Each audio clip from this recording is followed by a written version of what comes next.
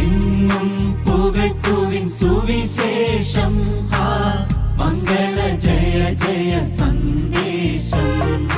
എങ്ങും പുകഴ്ത്തുവിൻ സുവിശേഷം, മംഗള ജയ ജയ സന്ദേശം.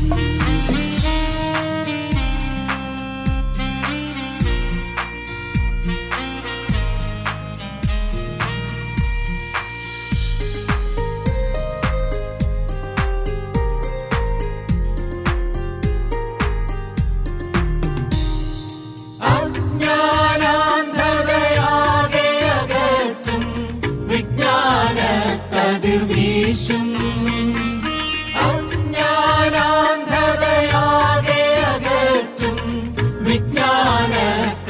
വീശും. വേദാന്ത പൊരുൾ സുവിശേഷം, മംഗള ജയ ജയ സന്ദേശം. വേദാന്ത പൊരുൾ സുവിശേഷം, മംഗള ജയ ജയ സന്ദേശം. എങ്ങും പുകഴ്ത്തുവിൻ സുവിശേഷം, മംഗള ജയ ജയ സന്ദേശം.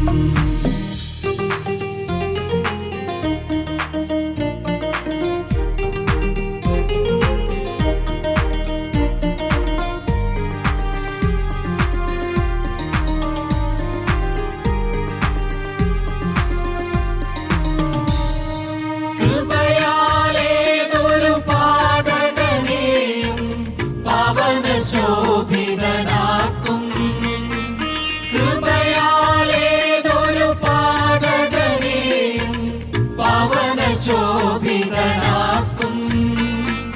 പാപനിവാരണ സുവിശേഷം, മംഗള ജയ ജയ സന്ദേശം.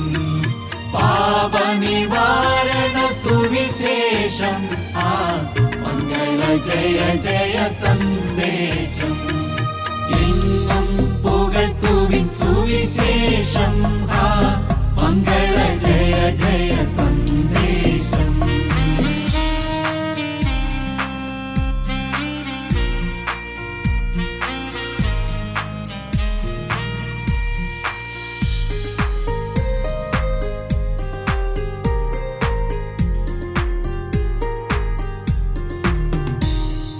നശിക്കും ലൗകിക ജനത്തിനു ഹീനം, നമുക്കോ ദൈവിക ജ്ഞാനം. നശിക്കും ലൗകിക ജനത്തിനു ഹീനം, നമുക്കോ ദൈവിക ജ്ഞാനം. കുരിശിൻ വചനം സുവിശേഷം, മംഗള ജയ ജയ സന്ദേശം. കുരിശിൻ വചനം സുവിശേഷം, മംഗള ജയ ജയ സന്ദേശം.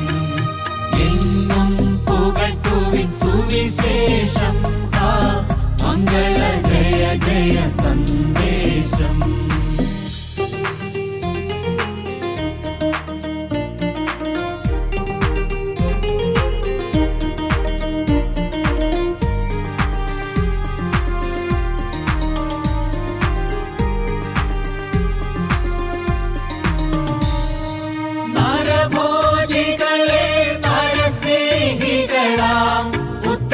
സോദരരാക്കും നരഭോജികളെ നരസ്നേഹികളാം ഉത്തമ സോദരരാക്കും.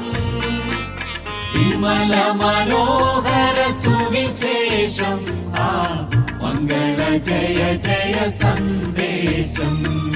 വിമല മനോഹര സുവിശേഷം, മംഗള ജയ ജയ സന്ദേശം. എങ്ങും പുകഴ്ത്തുവിൻ സുവിശേഷം, മംഗള ജയ ജയ സന്ദേശം. എങ്ങും പുകഴ്ത്തുവിൻ സുവിശേഷം, മംഗള ജയ ജയ സന്ദേശം. ഞങ്ങളും ക്രൂശിക്കപ്പെട്ട ക്രിസ്തുവിനെ പ്രസംഗിക്കുന്നു. ദൈവ തിരുനാമത്തിന് മഹത്വം ഉണ്ടാകട്ടെ. ദാനിയേൽ പ്രവാചകന്റെ പുസ്തകം 9-ാം അധ്യായം 20-ാം വാക്യം. ഇങ്ങനെ ഞാൻ പ്രാർത്ഥിക്കുകയും എൻ്റെ പാവവും എൻ്റെ ജനമായ ഇസ്രായേലിൻ്റെ പാവവും ഏറ്റുപറയുകയും എൻ്റെ ദൈവത്തിൻ്റെ വിശുദ്ധ പർവ്വതത്തിന് വേണ്ടി എൻ്റെ ദൈവമായ യഹോവയുടെ സന്നിധിയിൽ അപേക്ഷ കഴിക്കുകയും ചെയ്തുകൊണ്ടിരിക്കുമ്പോൾ, ഞാൻ എൻ്റെ പ്രാർത്ഥന കഴിച്ചുകൊണ്ടിരിക്കുമ്പോൾ തന്നെ ആദിയെങ്കിൽ ഞാൻ അത്യന്തം ക്ഷീണിച്ചിരുന്ന സമയം ദർശനത്തിൽ കണ്ട ഗബ്രിയേൽ എന്ന പുരുഷൻ ഏകദേശം സന്ധ്യായാഗത്തിന് നേരത്ത് എന്നോട് അടുത്തു വന്നു. അവൻ വന്ന് എന്നോട് പറഞ്ഞത് എന്തെന്നാൽ, ദാനിയേലേ, നിനക്ക് ബുദ്ധി ഉപദേശിച്ച് തരേണ്ടതിന് ഞാനിപ്പോൾ വന്നിരിക്കുന്നു. നീ ഏറ്റവും പ്രിയനാകയാൽ നിൻ്റെ യാതനകളുടെ ആരംഭത്തിൽ തന്നെ കൽപ്പന പുറപ്പെട്ട് നിന്നോട് അറിയിപ്പാൻ ഞാൻ വന്നുമിരിക്കുന്നു. നീ ഏറ്റവും പ്രിയനാകയാൽ നിൻ്റെ യാതനകളുടെ ആരംഭത്തിങ്കൽ തന്നെ കൽപ്പന പുറപ്പെട്ടു നിന്നോട് അറിയിപ്പാൻ ഞാൻ വന്നുമിരിക്കുന്നു. ദാനിയേൽ പ്രവാചകൻ ദൈവസന്നിധിയിൽ പ്രാർത്ഥിച്ച് യാചിച്ച് അഭയയാചന കഴിച്ചിരിക്കുകയായിരുന്നു.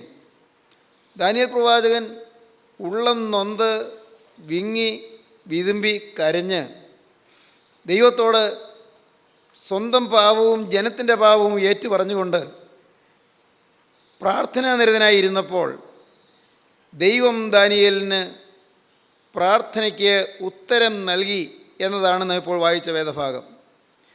പ്രാർത്ഥനയ്ക്ക് ഉത്തരമരുളുന്ന ദൈവം, പ്രാർത്ഥനയ്ക്ക് മറുപടി തരുന്ന ദൈവം, പ്രാർത്ഥന കേൾക്കുന്ന ദൈവം.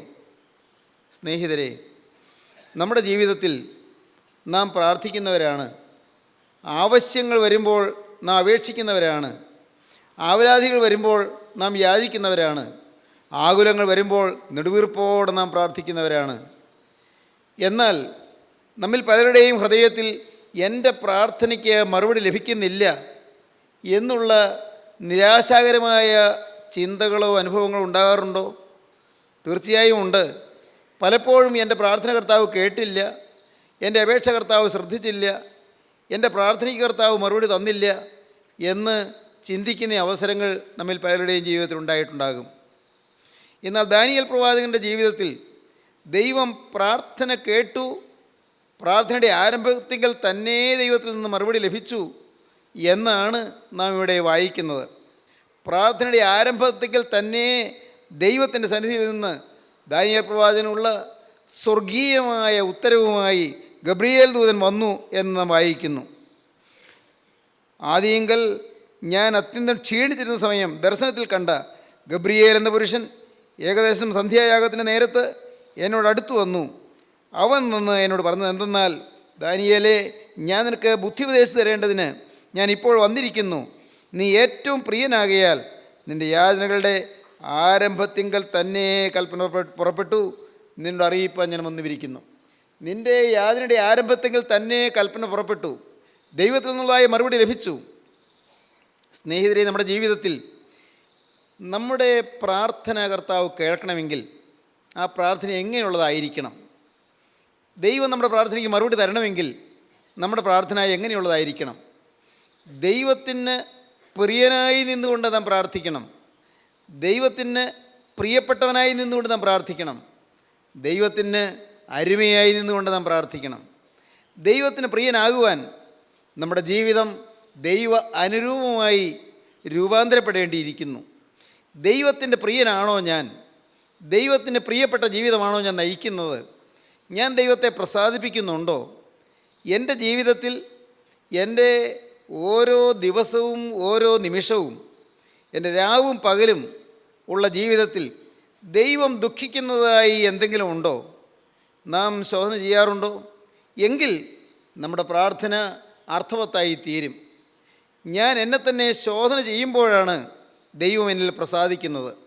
എന്നെ തന്നെ ശോധന ചെയ്ത് എൻ്റെ തെറ്റുകളെ കണ്ട് ഞാൻ അനുദപിക്കുമ്പോഴാണ് ദൈവം എന്നിൽ പ്രസാദിക്കുന്നത്. ദാവീദ് രാജാവ് ഒരിക്കൽ പ്രാർത്ഥിച്ചു, ദൈവമേ, എന്നെ ശോധന ചെയ്ത് എൻ്റെ ഹൃദയത്തെ അറിയണമേ, എന്നെ പരീക്ഷിച്ച് എൻ്റെ നനവുകളെ അറിയണമേ, വ്യസനത്തിനുള്ള മാർഗം എന്നിൽ ഉണ്ടോ എന്ന് നോക്കി ശാശ്വത മാർഗത്തിൽ എന്നെ നടത്തണമേ. ദാവീദ് ഹൃദയം തകർന്ന് എൻ്റെ ഓർമ്മയിൽപ്പെടാത്തതും എൻ്റെ സാധാരണ ബോധമനസ്സിൽ വരാത്തതുമായ ഏതെങ്കിലും പാപങ്ങൾ എൻ്റെ ഹൃദയത്തിൻ്റെ അന്തർഭാഗത്ത് ഒളിഞ്ഞു കിടപ്പുണ്ടോ? തന്നെത്താൻ ശോധന ചെയ്യുകയാണ് ദാവീദ്, ദൈവത്തോട് അപേക്ഷിക്കുകയാണ്. ദൈവമേ, എന്നെ ശോധന ചെയ്ത് എൻ്റെ ഹൃദയത്തെ അറിയണമേ. പുറമേ പ്രകടമായ പാപങ്ങളിലല്ല, പ്രകടമായ പാപപ്രവൃത്തിയിലല്ല, പുറമേ പ്രകടമായ പാപത്തിൻ്റെ വാക്കുകളിലല്ല, എന്നാൽ എൻ്റെ ഹൃദയത്തിൽ പാപം എന്തെങ്കിലും മറിഞ്ഞിരിക്കുന്നുണ്ടോ? ദൈവമേ, എന്നെ ശോധന ചെയ്ത് എൻ്റെ ഹൃദയത്തെ അറിയണമേ. എന്നെ പരീക്ഷിച്ച് എൻ്റെ നിലവുകളെ അറിയണമേ. എൻ്റെ നിലവുകൾ, എൻ്റെ ചിന്തകൾ, എൻ്റെ ആലോചനകൾ, എൻ്റെ വിചാരങ്ങൾ, എൻ്റെ മനോരാജ്യങ്ങൾ, എൻ്റെ മനസ്സിൽ കൂടി പോകുന്ന മനോഭാവങ്ങൾ, ഹാവഹാവാദികൾ, എൻ്റെ കർത്താവെ, നീ എന്നെ ഒന്ന് ശോധന ചെയ്യണമേ. അവിടെ എവിടെയെങ്കിലും എനിക്ക് തിരുത്തേണ്ടതായിട്ട് എന്തെങ്കിലും ഉണ്ടോ എന്ന് ദൈവമേ നീ എനിക്ക് കാണിച്ചു തരണമേ. ദൈവമേ, എന്നെ ശോധന ചെയ്ത് എൻ്റെ ഹൃദയത്തെ അറിയണമേ. എന്നെ പരീക്ഷിച്ച് എൻ്റെ നിലവുകളെ അറിയണമേ. വ്യസനത്തിനുള്ള മാർഗം എന്നിലുണ്ടോ എന്ന് നീ നോക്കി ശാശ്വത മാർഗത്തിൽ നടത്തണമേ.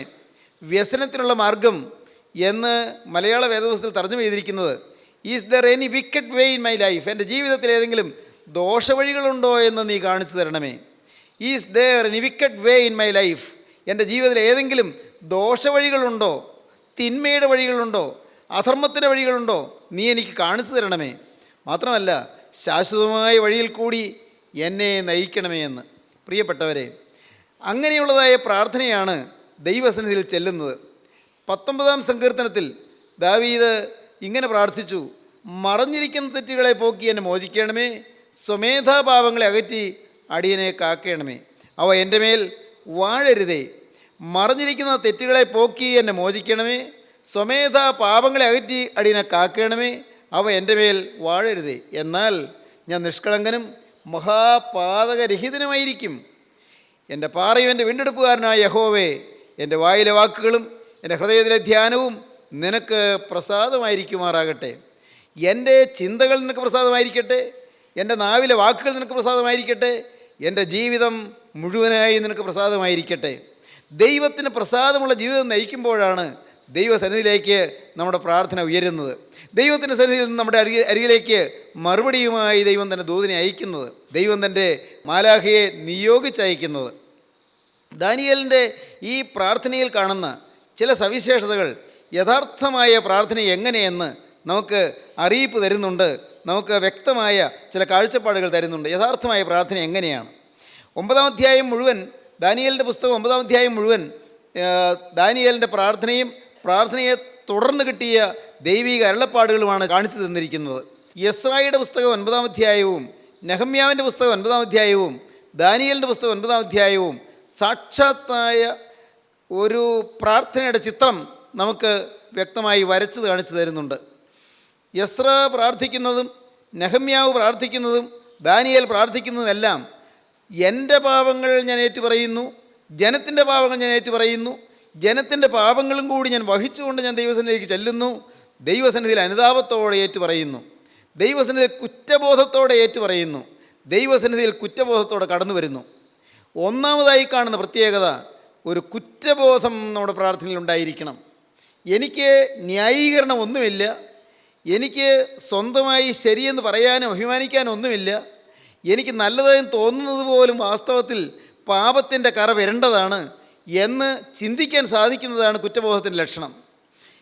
എനിക്ക് നല്ലതായെന്ന് എനിക്ക് തന്നെ സ്വയം അഭിമാനകരമായി തോന്നിയിട്ടുള്ള കാര്യങ്ങൾ പോലും, അതിൽ പോലും എൻ്റെ ഒരു സ്വയമുണ്ട്, എൻ്റെ ഒരു അഹന്തയുണ്ട്, എൻ്റെ ഒരു ഇഗോയുണ്ട്, എൻ്റെ ഒരു സെൽഫുണ്ട് എന്ന് കാണാൻ കഴിയുന്നത് യഥാർത്ഥമായ കാഴ്ചപ്പാടാണ്. ഞാൻ നല്ലൊരു പ്രവൃത്തി ചെയ്തു, ഞാൻ നല്ലതുപോലെ പ്രാർത്ഥിച്ചു, ഞാൻ ദീർഘനേരം പ്രാർത്ഥിച്ചു, ഞാൻ ഉപവാസമെടുത്തു, ഞാൻ നല്ല സ്നേഹമായി പെരുമാറി, ഞാൻ വളരെ വിനയമായി സംസാരിച്ചു, ഞാൻ പണസംബന്ധമായ കാര്യങ്ങൾ ക്രമക്കേടില്ലാതെ ജീവിച്ചു. ഇങ്ങനെയുള്ളതായ കാര്യങ്ങളിൽ നമുക്ക് പലതും അഭിമാനകരമായി പറയാൻ കണ്ടേക്കാം.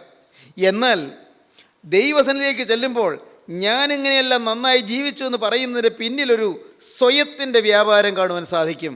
ദൈവസന്നിധിയിൽ തുറന്നു നോക്കുമ്പോൾ, ഹൃദയം തുറന്ന് പരിശോധിക്കുമ്പോൾ, ഞാൻ, എന്നെ, എനിക്ക്, എൻ്റെ, ഇങ്ങനെ ആ ഒരു ഞാൻ എന്ന ആ ഒരു സങ്കല്പത്തെ ആധാരമാക്കിയാണ് നമ്മുടെ പലരുടെയും പ്രവൃത്തികളും ചിന്തകളും വാക്കുകളും എന്ന് നമുക്ക് സ്വയം ശോധന ചെയ്ത് കണ്ടെത്തുവാൻ സാധിക്കും.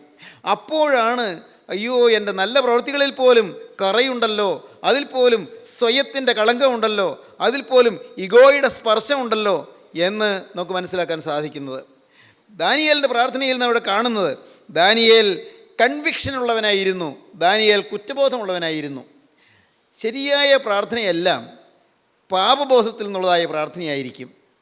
ആ പാപബോധം മൂലം കിട്ടുന്നതായ എളിമയിൽ നിന്നുള്ള പ്രാർത്ഥനയായിരിക്കും. എനിക്ക് അവകാശം പറയാനൊന്നുമില്ല, നോ ക്ലെയിംസ് വാട്ട്സ് എവർ, യാതൊരു അവകാശവും പറയാനില്ല, യാതൊന്നും എനിക്ക് അവകാശം പറയാനില്ല. എനിക്ക് ന്യായീകരണം ഒന്നുമില്ല, നോ ജസ്റ്റിഫിക്കേഷൻ വാട്ട്സ് എവർ, യാതൊരു ന്യായീകരണവുമില്ല.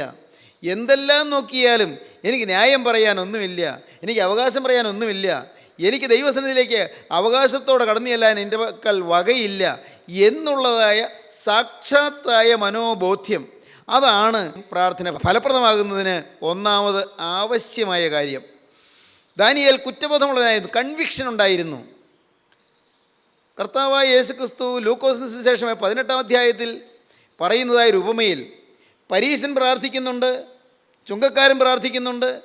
ചുങ്കക്കാരൻ കുറ്റബോധത്തോടെ നിലവിളിക്കുകയാണ്, പരീശൻ സ്വയം അഭിമാനത്തോടെ പറയുകയാണ്. പരീശൻ്റെ പ്രാർത്ഥനയിൽ അവൻ്റെ ഹൃദയത്തിലുള്ളതായ ന്യായീകരണങ്ങൾ വരികയാണ്, അവൻ്റെ ചില അവകാശവാദങ്ങൾ പറയുകയാണ്.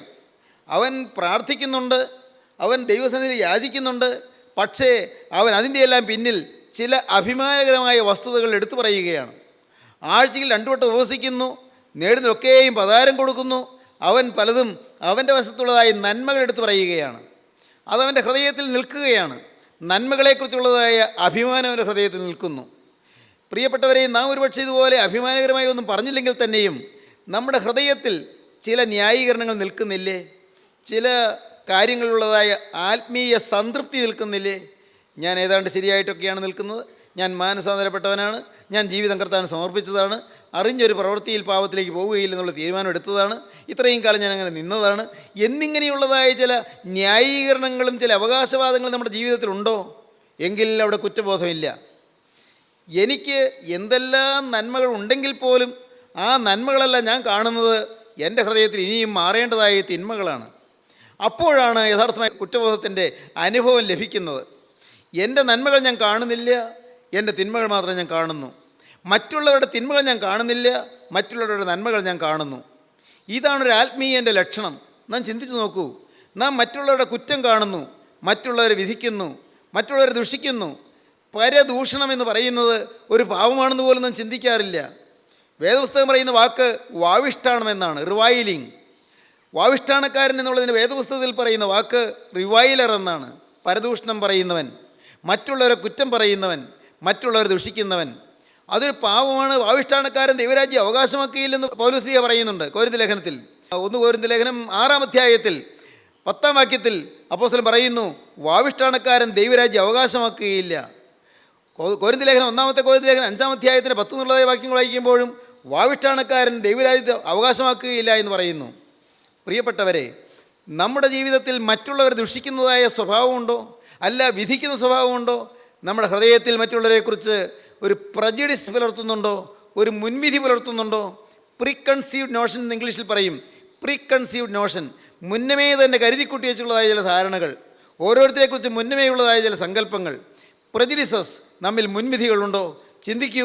അപ്പോഴാണ് നാം മനസ്സിലാക്കുന്നത്, അയ്യോ എൻ്റെ കർത്താവേ, എനിക്ക് ന്യായം പറയാനൊന്നുമില്ല, എനിക്ക് ചിലരെക്കുറിച്ച് മുൻവിധികളുണ്ട്, ചിലരെക്കുറിച്ച് ചില ധാരണകൾ ഞാൻ പുലർത്തുന്നുണ്ട്, അത് സത്യമോ അല്ലയോ എന്ന് ഞാൻ ചിന്തിക്കാറില്ല. കർത്താവേ, എൻ്റെ ഹൃദയത്തിൽ അത് വിധി ഞാൻ മനസ്സിൽ സങ്കല്പിച്ച് വെച്ചുകൊണ്ടിരിക്കുകയാണ് എന്ന് നമുക്ക് കണ്ടെത്തുവാൻ സാധിക്കും. ഒന്ന്, കൺവിക്ഷൻ, ശരിയായ പ്രാർത്ഥന, മറുപടി ലഭിക്കുന്നതായ പ്രാർത്ഥന, ദൈവത്തിൽ നിന്ന് ഉത്തരം ലഭിക്കുന്നതായ പ്രാർത്ഥന കൺവിക്ഷനുള്ള പ്രാർത്ഥനയാണ്, കുറ്റബോധമുള്ള പ്രാർത്ഥനയാണ്. 2, കൺട്രീഷൻ. നമുക്ക് വായിക്കാം 9-ാം അധ്യായത്തിൽ. അപ്പോൾ ഞാൻ ഉപവസിച്ചും രട്ടുടുത്തും വെണ്ണീറിലിരുന്നും കൊണ്ട് പ്രാർത്ഥനയോടും യാതനകളോടും കൂടെ അപേക്ഷിക്കേണ്ടതിന് ദൈവമായ കർത്താവിങ്കിലേക്ക് മുഖം തിരിച്ചു. ദാനിയേൽ പറയുകയാണ്, ഞാൻ ദൈവത്തിങ്കിലേക്ക് മുഖം തിരിച്ചു. എങ്ങനെ? ഉപവസിച്ചും രട്ടുടുത്തും വെണ്ണീറിലിരുന്നും. ചാക്കുശീല ഉടുത്തുകൊണ്ട്. ആരാണ് ചാക്കുശീല ഉടുത്തത്? സാധാരണക്കാരനല്ല. അന്നത്തെ 120 സംസ്ഥാനങ്ങളുടെ മീതെയുള്ള 3 പ്രസിഡന്റുമാരിൽ ഒന്നാമനായി വിളങ്ങിയ ഉന്നതോദ്യോഗസ്ഥനാണ്. വേണമെങ്കിൽ പ്രസിഡന്റ് എന്നുള്ളതിന് പകരം പ്രൈം മിനിസ്റ്റർ എന്ന് ഞാൻ പറയട്ടെ. അന്നത്തെ പ്രൈം മിനിസ്റ്ററാണ്, പേർഷ്യൻ എംപയറിലെ പ്രൈം മിനിസ്റ്റർ, പേർഷ്യൻ സാമ്രാജ്യത്തിലെ പ്രധാനമന്ത്രി അല്ലെങ്കിൽ പ്രസിഡൻറ്റ് അദ്ദേഹമാണ് രട്ടെടുത്തുകൊണ്ട് വെണ്ണീറിലിരുന്നത്, പ്രാർത്ഥനയ്ക്കായി ഇരുന്നത്. ഞാൻ ഉപവസിച്ചും രട്ടെടുത്തും വെണ്ണീറിലിരുന്നും കൊണ്ട് പ്രാർത്ഥനയോടും യാതനകളോടും കൂടെ അപേക്ഷിക്കേണ്ടതിന് ദൈവമായ കർത്താവിലേക്ക് മുഖം തിരിച്ചു. കൺട്രീഷൻ, തകർന്ന ഹൃദയം, നുറുക്കമുള്ള മനസ്സ്, തകർന്നു നുറുകിയതുമായ ഹൃദയത്തെ ദൈവമേ നീ നിരസിക്കുന്നില്ല. 51-ാം സങ്കീർത്തനത്തിൽ ദാവീദ് പ്രാർത്ഥിക്കുന്നുണ്ട്, യഹോവയുടെ ഹന്യയാഗങ്ങൾ തകർന്നിരിക്കുന്ന മനസ്സ്, തകർന്നു നുറുകിയതുമായ ഹൃദയത്തെ ദൈവമേ നീ നിരസിക്കുന്നില്ല. ഹൃദയം നുറുങ്ങിയവർക്ക് യഹോവ സമീപസ്ഥൻ, മനസ്സ് തകർന്നവരെ അവൻ രക്ഷിക്കുന്നു. നമ്മുടെ ഹൃദയത്തിനൊരു നുറുക്കമുണ്ടോ? പാപബോധമുള്ള ഹൃദയത്തിൽ എപ്പോഴും കൺട്രീഷൻ ഉണ്ടാകും, ഹൃദയം തകരും, ഹൃദയം നുറുങ്ങും. നമ്മുടെ മനസ്സിന് ഒരു കുറ്റബോധത്തിൻ്റെ ഫലമായി ഉണ്ടാകും തകർച്ചയുണ്ടോ? തകർച്ച. പുറമേ കരയുന്നതല്ല ഞാൻ പറഞ്ഞത്. ചിലർ പുറമേ കരഞ്ഞു എന്ന് വരാം, ചിലർ പുറമേ കരഞ്ഞില്ല എന്ന് വരാം. പക്ഷേ ഹൃദയത്തിൽ ആ ഒരു എളിമ നിലനിർത്താൻ നമുക്ക് സാധിക്കുന്നുണ്ടോ? തകർന്ന ഹൃദയം, ദൈവമേ നീ എത്രയോ പരിശുദ്ധനാകുന്നു, നിൻ്റെ മുൻപിലേക്ക് വരുന്ന ഞാൻ എത്രയോ നിസ്സാരനാകുന്നു, ഞാൻ എത്രയോ അശുദ്ധനാകുന്നു, ദൈവത്തിൻ്റെ മഹാവിശുദ്ധിയുടെ മുൻപിൽ ഞാൻ എന്തുമാത്രം ഉള്ളൂ, നമ്മെ തന്നെ നാം കാണുന്നു. പ്രാർത്ഥനയിൽ നിങ്ങളിത് അനുഭവമാക്കുമ്പോൾ നിങ്ങൾക്ക് നേരിട്ട് ദൈവത്തിൽ നിന്ന് അനുഗ്രഹങ്ങൾ പ്രാപിക്കുവാൻ കഴിയും. നിങ്ങൾ പ്രാർത്ഥനയിൽ തകർന്ന മനസ്സോടെ, കുറ്റബോധത്തിൻ്റെ ഫലമായി ഉണ്ടാകുന്ന നുറുങ്ങിയ ഹൃദയത്തോടെ നിങ്ങൾ ദൈവസന്നിധിയിൽ പ്രാർത്ഥിക്കാൻ തുടങ്ങുമ്പോൾ ദൈവത്തിൽ നിന്ന് അനുഗ്രഹങ്ങൾ ഇങ്ങനെ പനിമഞ്ഞ് പൊഴിയുന്നത് പോലെ നിങ്ങളുടെ മേൽ പൊഴിഞ്ഞുകൊണ്ടിരിക്കും, നിങ്ങളുടെ മേൽ തൂയിക്കൊണ്ടിരിക്കും, നിങ്ങൾക്ക് കുളിർമ ലഭിച്ചുകൊണ്ടിരിക്കും. നിങ്ങളുടെ തലമേൽ ക്രിസ്തുവിൻ്റെ കരം വന്ന് തലോടുന്ന് നിങ്ങൾക്ക് അനുഭവിക്കാൻ സാധിക്കും. അനുഗ്രഹ സമൃദ്ധി നിങ്ങളിലേക്ക് ഒഴുകി വരും. എപ്പോൾ? കർത്താവേ, തകർന്ന ഹൃദയത്തോടെ ഞാൻ ഇതാ തിരു മുമ്പാകെ വരുന്നു. ഉള്ളം തകർന്ന് എപ്പോഴും മനസ്സിൻ്റെ ആ നുറുക്കത്തോടുകൂടെ തകർന്ന ഹൃദയത്തോടുകൂടി വരുമ്പോൾ ദൈവത്തിൽ നിന്ന് അനുഗ്രഹം പ്രാപിക്കാം. യെശയ്യാ പ്രവാചകൻ്റെ പുസ്തകം 66-ാം അധ്യായം 2-ാം വാക്യം പറയും, അരിഷ്ടനും മനസ്സ് തകർന്നവനും എൻ്റെ വചനത്തിങ്കൽ വിറയ്ക്കുന്നവനുമായ മനുഷ്യൻ ഞാൻ കടാക്ഷിക്കും. അരിഷ്ടൻ, മനസ്സ് തകർന്നവൻ, എൻ്റെ വചനത്തിങ്കൽ വിറയ്ക്കുന്നവനുമായ മനുഷ്യൻ. പൗലോസ് ശൗലായിരുന്ന കാലത്ത് ശൗൽ ദൈവത്തിനായി സമർപ്പിച്ചതായിരുന്നു. പക്ഷേ ആദിമകാലങ്ങളിൽ ശൗൽ പറയുന്നുണ്ട്, റോമർലേഖനം 7-ാം അധ്യായം, എനിക്ക് അയ്യോ കഷ്ടം, ഞാൻ അരിഷ്ട മനുഷ്യൻ, ഈ മരണത്തിനധീനമായ ശരീരത്തിൽ നിന്ന് എന്നെ ആര് വിടുവിക്കും? Oh wretched man that I am. അതാണ് തകർന്ന ഹൃദയം. Oh wretched man that I am. അയ്യോ, ഞാനെത്ര അരിഷ്ടനായ മനുഷ്യൻ, ഞാനെത്ര നികൃഷ്ടനായ മനുഷ്യൻ, ഞാനെത്ര മ്ലേച്ഛനായ മനുഷ്യൻ. ഓ wretched man that I am. ഒരു വേർഷനിൽ ഇങ്ങനെ വായിച്ചു, I'm rotten through and through. ഞാൻ മുഴുവനും അശുദ്ധനാണ്. ലിവിങ് ബൈബിളിലാണെന്ന് തോന്നുന്നു. I'm rotten through and through. ഞാൻ മുഴുവനുമായി ഞാൻ ചീഞ്ഞവനാണ്. അയ്യോ, ഞാൻ അരിഷ്ട മനുഷ്യൻ, അയ്യോ ഞാൻ അരിഷ്ട മനുഷ്യൻ. ഓ wretched man that I am. ഞാൻ എത്ര നികൃഷ്ടനായ മനുഷ്യനാണ്.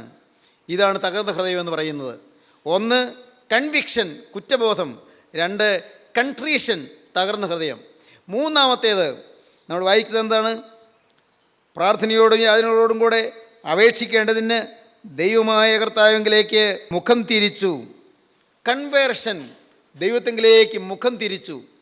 ഇതുവരെ പോകുന്ന ഗതിയിൽ നിന്ന് വ്യത്യസ്തമായൊരു ഗതി തിരഞ്ഞെടുത്തു. മുന്നോട്ട് പോകുന്ന മനുഷ്യൻ നേരെ തിരിഞ്ഞ് നടക്കുകയാണ്. മുന്നേറിക്കൊണ്ടിരിക്കുന്ന മനുഷ്യൻ നേരെ തിരിഞ്ഞ് അവൻ്റെ ചിന്താഗതിയിൽ അവൻ പുറകോട്ട് പോവുകയാണ്. കൺവേർഷൻ, മാനസാന്തരം, മനസ്സിൻ്റെ രൂപാന്തരം, മനസ്സിൻ്റെ പരിവർത്തനം, മനസ്സിൻ്റെ അന്തരം, മനസ്സിൻ്റെ മാറ്റം, മാനസാന്തരം, കൺവേർഷൻ. കൺവിക്ഷൻ ഉണ്ടെങ്കിൽ കൺട്രീഷൻ ഉണ്ടാകും, കൺട്രീഷൻ ഉണ്ടായാൽ കൺവേർഷൻ ഉണ്ടാകും. പ്രിയപ്പെട്ടവരെ, നമ്മുടെ ജീവിതത്തിൽ കൺവേർഷൻ ഉണ്ടാകട്ടെ. മാനസാന്തരം എന്ന് പറയുന്ന പദം, ആ വാക്ക് പലർക്കും ഇന്ന് ലജ്ജാകരമായിട്ടാണ് തോന്നുന്നത്. മാനസാന്തരപ്പെട്ടു എന്ന് പറയുന്നത് അതൊരു മോശമായി കരുതുന്ന ആളുകളുണ്ട്. മാനസാന്തരപ്പെട്ടു എന്ന് പറയുന്നത് അത് വളരെ താണ നിലവാരത്തിലുള്ള ആളുകളെക്കുറിച്ച് പറയുന്നതാണ് എന്നുള്ള ധാരണ ഉണ്ട്. ഞാൻ ഓർക്കുന്നു, ഞാൻ കൊച്ചുകുട്ടിയായിരുന്ന കാലത്ത് മാനസാന്തരപ്പെട്ടു എന്നുള്ള വാക്കൊക്കെ ആളുകൾ പറഞ്ഞ് കേൾക്കുമ്പോൾ അതേതാണ്ട് തീരെ പാവപ്പെട്ടവർക്കുള്ളതായ ഒരു കാര്യമാണ്. അത് വലിയ ആഠ്യത്വമുള്ള ക്രിസ്ത്യാനികൾക്ക് ചേർന്ന വാക്കല്ല. അതേതോ വളരെ സാധുക്കളായി നിസ്സാരരായുള്ള ആളുകൾ, വലിയ വിദ്യാഭ്യാസമൊന്നും ഇല്ലാത്തതായ ആളുകൾ, അവരൊക്കെ പറയുന്ന വാക്കാണ് മാനസാന്തരം എന്ന് ഞാൻ മൂഢമായി ധരിച്ചിരുന്നൊരു കാലമുണ്ടായിരുന്നു. എന്നാൽ ഞാൻ മാനസാന്തരത്തിലേക്ക് വന്നപ്പോൾ അപ്പോഴാണ് അതിൻ്റെ വില എനിക്കറിയാൻ കഴിഞ്ഞത്.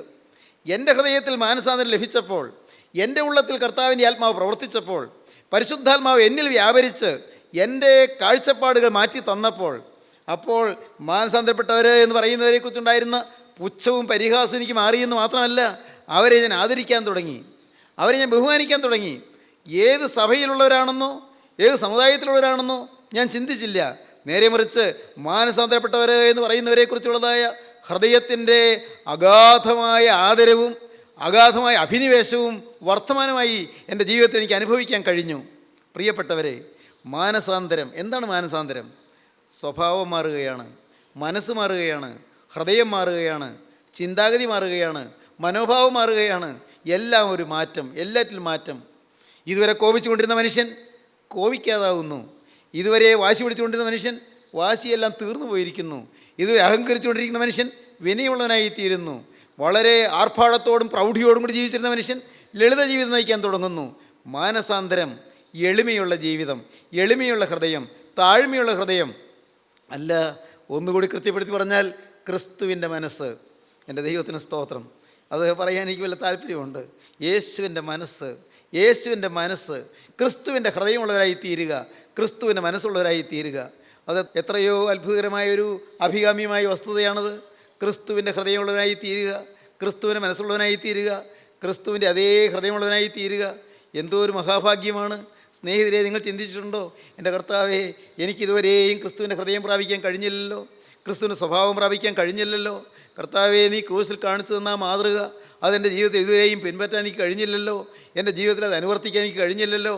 എൻ്റെ കർത്താവേ, എൻ്റെ ജീവിതം വാസ്തവത്തിൽ വ്യർത്ഥമാണല്ലോ. നിങ്ങൾക്ക് നിങ്ങളെ തന്നെ കാണാൻ സാധിക്കും. സഹോദരങ്ങളെ, സത്യമായൊരു മാനസാന്തരത്തിലേക്ക് നിങ്ങളുടെ ഹൃദയത്തെ മാടി വിളിക്കുന്നു കർത്താവ്. ഇപ്പോൾ നിങ്ങളുടെ ജീവിതത്തിലേക്ക് സത്യമായ മാനസാന്തരം തരാൻ കർത്താവ് കൊതിയോടെ നിൽക്കുന്നു. കർത്താവ് നിങ്ങളെ ദാഹത്തോടെ വിളിക്കുന്നു, സ്നേഹത്തോടെ വിളിക്കുന്നു. മകനെ മാനസാന്തരപ്പെടുവീൻ, മകളെ മാനസാന്തരപ്പെടുവീൻ. കൺവിക്ഷൻ ഉണ്ടായാൽ കൺട്രീഷൻ ഉണ്ടാകും, കൺട്രീഷൻ ഉണ്ടായാൽ കൺവേർഷൻ ഉണ്ടാകും. കുറ്റബോധം ഉണ്ടാകട്ടെ, തകർന്ന ഹൃദയം ഉണ്ടാകട്ടെ, പോരാ മാനസാന്തരം ഉണ്ടാകട്ടെ. സത്യമായൊരു മാനസാന്തരത്തിലേക്ക് വരാൻ ദൈവത്തിൻ്റെ ആത്മാവ് നിങ്ങൾ നയിക്കുന്നുണ്ടോ? ഇപ്പോൾ നിങ്ങളുടെ ഹൃദയത്തോട് ദൈവത്തിൻ്റെ ആത്മാവ് സംസാരിക്കുന്നുണ്ടോ? കർത്താവേ, എൻ്റെ ദേഹവും ദേഹിയും ആത്മാവും ഞാൻ തിരുമുൻപാകെ സമർപ്പിക്കുന്നു.